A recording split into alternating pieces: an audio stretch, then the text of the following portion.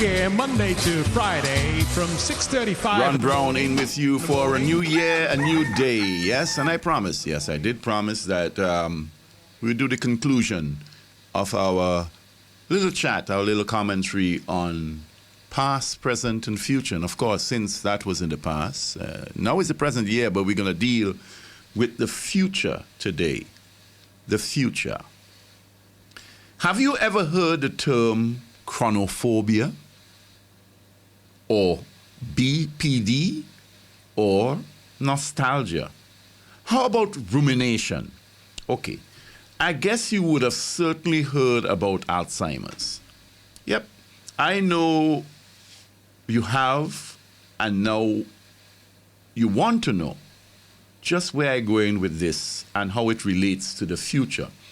Well, let's start with the last set of words. BPD, or borderline personality disorder, is a mental health disorder which is usually ascribed to persons who have a fear of abandonment or being left alone. So in essence, they need, familiar or known acquaintances around them to make them feel comfortable. Nostalgia. I'm sure most of you are also familiar with. This is a sentimental longing or affection for a period in the past, like holding on or longing for the good old days. No. Rumination don't have anything to do with rum. It spell like it, it look like it, but it's not about rum. Or about animals that chew their cuts. Well, it's about that, but you wouldn't get the picture and you wouldn't understand how, say, a sheep will sit down and chew upon the same mouthful of grass for like nearly an hour without taking a second bite. That's part of rumination. But what we're really dealing with, we have some humans like that too. They will take a stick of Wrigley's or Trident, and that could last them literally a whole day chewing. So you see, it's really about holding on to something, often long after it has outlived this usefulness. And okay, now you're trying to figure out where I'm going with this Alzheimer's. Well, in short, persons who suffer from Alzheimer's can remember most of the things from long ago.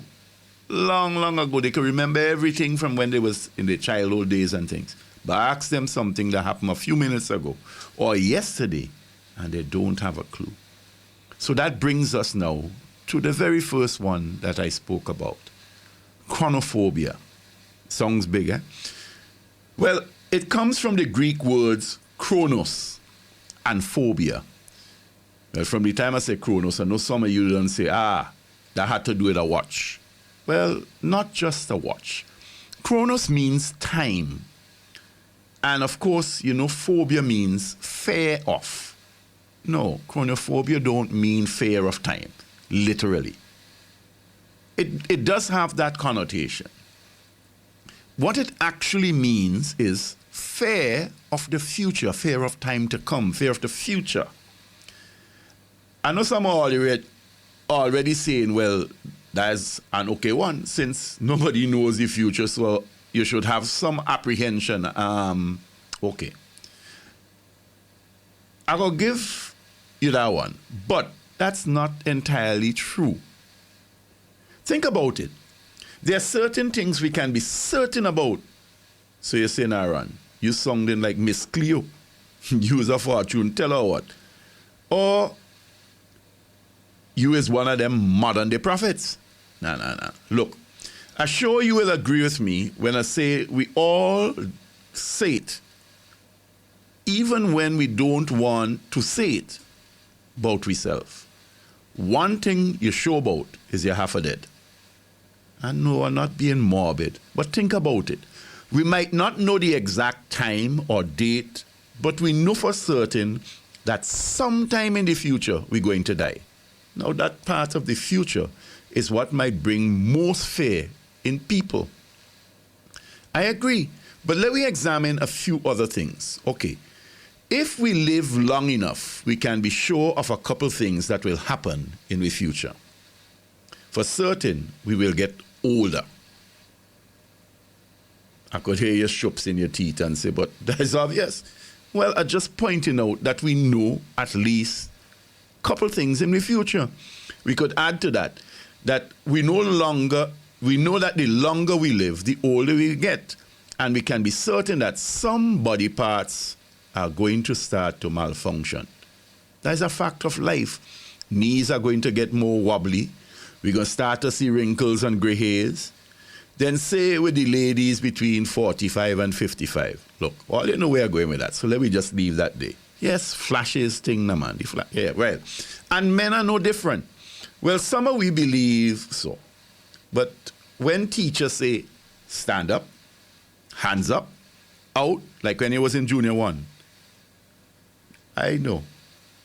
Then after them 2 instructions, the next 2 going to be in, down. So you know plenty about your future. The other important part about the future is we can influence it. Of course we can. Whenever you make choices or decisions, that is the future we're working on there. Take, say, retirement. If we never put aside $1, if we never invest in a retirement plan, if we neither working with the government or contributing to the NIS, look, unless you win lotto or have some rich relative who go and leave you some good cash, well, you can be sure your future won't be so bright. And on the religious front, if you're a believer in God and you know what your future holds, then you will know what your future holds beyond this life.